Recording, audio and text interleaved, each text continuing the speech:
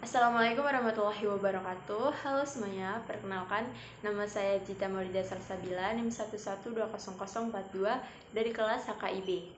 Video ini dibuat guna memenuhi UTS mata kuliah Sejarah Peradilan Islam dengan tema Saatnya yang Muda Bicara Sejarah. Jadi dalam video ini saya akan memaparkan atau menjelaskan materi mengenai sejarah peradilan Islam dimulai dari masa Rasulullah SAW hingga masa Turki Utsmani. Kemudian langsung saja kita bahas yang pertama, yaitu sejarah peradilan pada masa Rasulullah SAW. Nah, di masa Rasulullah ini ada dua fase. Yang pertama fase Makkiyah dan yang kedua fase Madaniyah. Fase Makkiyah ini dimulai ketika setelah Nabi Muhammad SAW diangkat menjadi Rasul, kemudian beliau mulai berdakwah atau menyampaikan dakwahnya kepada penduduk Mekah. Pada saat itu, penduduk Mekah masih dalam keadaan terisolir dan masih lemah baik dari segi kuantitas maupun dari kekuatannya. Kemudian berbagai tekanan dan penindasan itu terjadi dan sehingga belum memungkinkan untuk melaksanakan berbagai ketentuan agama terutama dalam masalah peradilan. Kemudian Allah Subhanahu wa taala memerintahkan kepada Rasul untuk hijrah ke Madinah. Ini berarti langsung ke fase Madaniyah. Di fase Madaniyah ini berbeda dengan di Mekah tadi karena kondisi di Madinah ini relatif stabil dan jumlah umat Islam itu semakin banyak. Sementara itu di Madinah Rasulullah SAW dijadikan sebagai pemimpin oleh masyarakat Madinah baik oleh umat Islam maupun non-Islam, sehingga sangat memungkinkan untuk beliau melaksanakan berbagai ketentuan agama dan tuntutan syariah. Di Madinah ini mulai disyariatkan tentang hukum pernikahan, perceraian, warisan, perjanjian, hutang piutang, atau kepidanaan dan lain-lain. Otoritas yurisdiksi yang hanya dimiliki oleh Rasulullah SAW ini secara tegas diatur dalam Quran Surat An-Nisa ayat 65. Tidak ada seorang pun umat Islam kecuali Rasulullah SAW untuk mentasyrikan hukum pada suatu kejadian baik untuk dirinya maupun untuk orang lain. Segala sesuatu yang berkaitan dengan hukum Islam langsung ditanyakan dan diberi kata putus oleh Rasulullah SAW. Tidak ada yang berani untuk melakukan ijtihad sendiri. Kemudian Rasulullah memberi fatwa, menyelesaikan permasalahan atau sengketa dan menjawab pertanyaan-pertanyaan itu bersumber dari Al-Quran, dari ayat-ayat Al-Quran, dan juga kadang-kadang itu dari ijtihad yang dilakukannya yang bersandar pada ilham Allah Subhanahu wa taala. Pada zaman Nabi, proses peradilan itu berlangsung dengan sangat sederhana. Kenapa bisa dikatakan seperti itu? Karena jika kita menemukan satu permasalahan, maka kita bisa langsung menemui Rasulullah untuk minta putusan tanpa kita harus menunggu waktu tertentu atau tempat tertentu. Jadi kita bisa langsung datang dan kita langsung dapat putusan di tempat itu juga. Bahkan kebanyakan dari putusan-putusan yang dilakukan oleh Nabi lebih bersifat sebagai fatwa dengan model tanya jawab jika dibandingkan dengan sebuah proses pengadilan yang kita kenal di masa sekarang. Namun meskipun proses peradilan itu berlangsung dengan sangat sederhana, tetapi rukun-rukun al-qada itu telah terpenuhi. Kemudian ketika Nabi Muhammad SAW wafat, maka proses peradilan dilanjutkan oleh sahabat-sahabatnya atau oleh Khulafaur Rasyidin. Khalifah pertama yang dipilih untuk menggantikan Nabi Muhammad itu Abu Bakar As-Siddiq. Khalifah Abu Bakar As-Siddiq. Kenapa dipilih beliau? Karena kedekatannya dengan Nabi Muhammad SAW dan juga pengetahuan yang beliau miliki tentang Islam itu lebih dalam dari sahabat-sahabat yang lain. Maka dipilihlah Abu Bakar As-Siddiq sebagai khalifah yang pertama. Dalam proses peradilannya, tidak tampak adanya perubahan dalam peradilan, karena pada saat itu beliau sibuk memerangi sebagian kaum muslimin yang murtad sepeninggal Nabi Muhammad, dan juga memerangi kaum-kaum pembangkang yang tidak mau menunaikan zakat. Dan juga serta pada saat itu belum meluasnya wilayah kekuasaan Islam. Dalam masalah peradilan, Abu Bakar mengikuti jejak Rasulullah SAW, yaitu ia sendirilah yang memutuskan hukum di antara umat Islam di Madinah. Sedangkan para gubernurnya memutuskan hukum di antara manusia di daerah masing-masing di luar Madinah. Adapun sumber hukum yang digunakan oleh Abu Bakar As-Siddiq adalah Al-Quran, Sunnah, dan istihad setelah pengajian dan musyawarah dengan para sahabat. Hal ini berbeda dengan sumber hukum yang digunakan pada masa Rasulullah ya. Di sini ada sunnah, sedangkan tadi Al-Quran dan istihad yang dilakukan oleh Nabi sendiri. Ada sebuah riwayat bahwa pada masa Abu Bakar urusan peradilan itu diserahkan kepada Umar bin Khattab selama 2 tahun. Namun dalam 2 tahun itu tidak pernah adanya sengketa yang perlu dibawa ke muka pengadilan. Jadi bisa disimpulkan bahwa permasalahan di masa Abu Bakar As-Siddiq ini sangat sedikit. Setelah Abu Bakar meninggal dunia, Umar bin Khattab menggantikannya sebagai khalifah kedua yang berlangsung selama 634 hingga 644 Masehi. Pada masa ini kekuasaan Islam itu semakin meluas, sehingga semakin meluas juga peranan para gubernur. Oleh karena itu, Umar bin Khattab memisahkan peradilan dengan pemerintahan dan mengangkat beberapa orang sebagai hakim selain gubernur.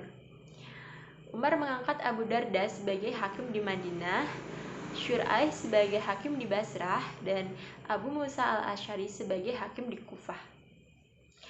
Hakim memutuskan perkara dengan merujuk Al-Quran dan Sunnah, dan jika keduanya tidak ada, maka mereka bertanya pada fuqaha mujtahidin, atau dengan istihad kolektif suatu permasalahan yang berhubungan dengan prinsip dasar bagi jamaah, dan istihad individu jika masalah khusus individu. Hal ini berbeda dengan peradilan pada masa Rasulullah SAW. Peradilan pada masa Rasul ini hanya menggunakan sumber Al-Quran dan istihadnya sendiri. Kemudian pengadilan Hizbah itu secara formal sudah ada, dan pada masa ini penyelenggaraan peradilan mendapat perhatian besar.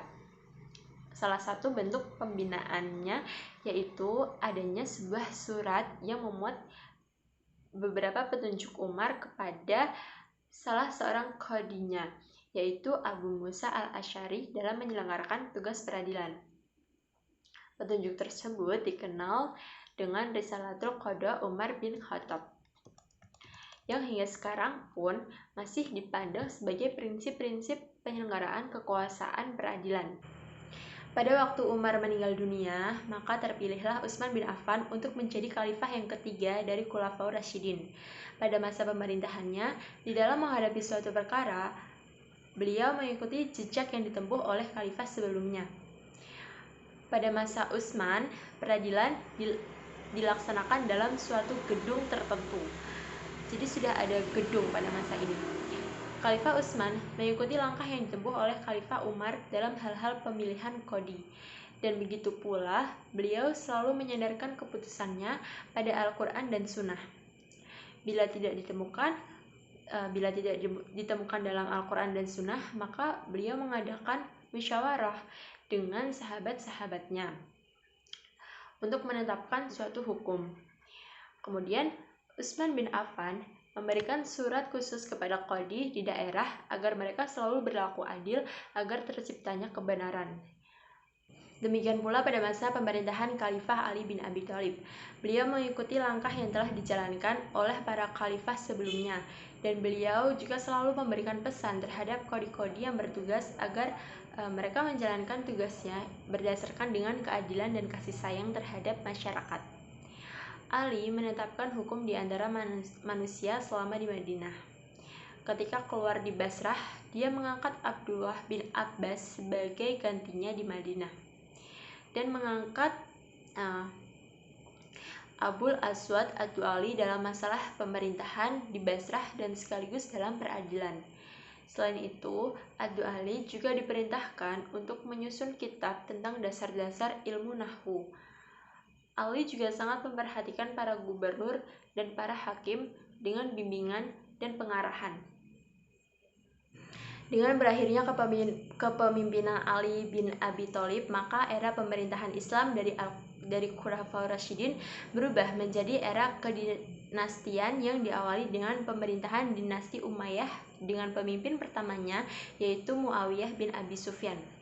Pada periode dinasti Bani Umayyah, tata cara pemerintahan dan sistem ketatanegaraan sangat berbeda jika dibandingkan dengan sistem ketatanegaraan di era Khulafaur Rasyidin, termasuk sistem peradilan yang dijalankan di beberapa wilayah kekuasaan yang lebih luas.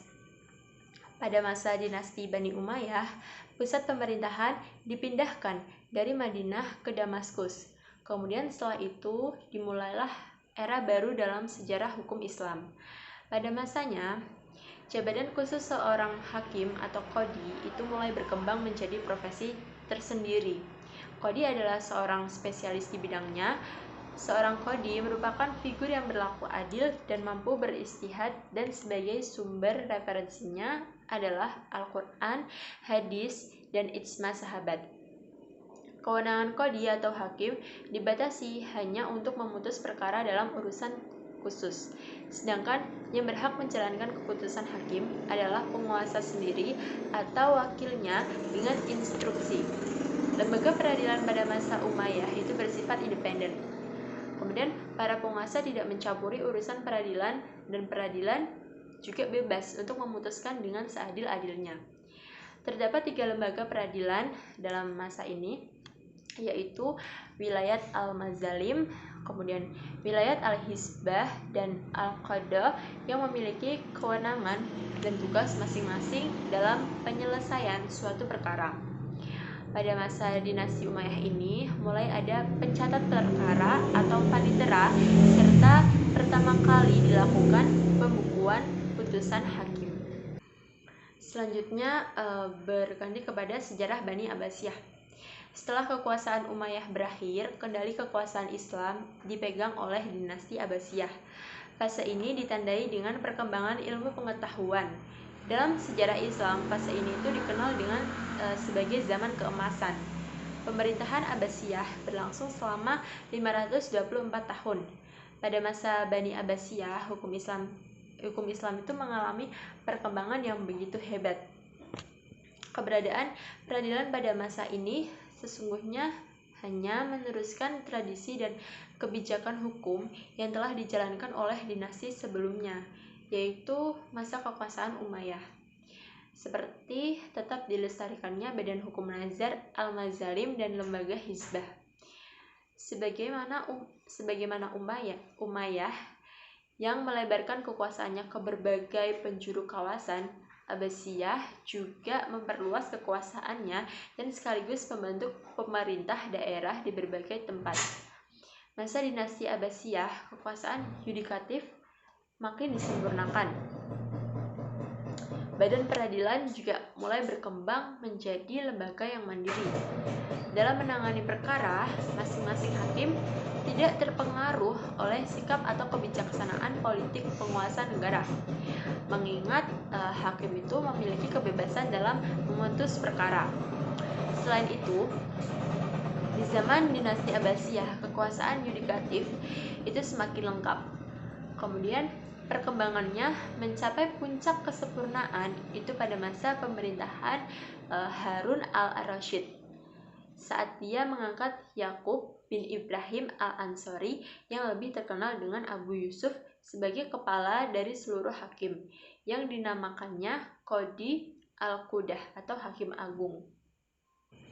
Kemudian terdapat beberapa perubahan di bidang peradilan pada masa ini.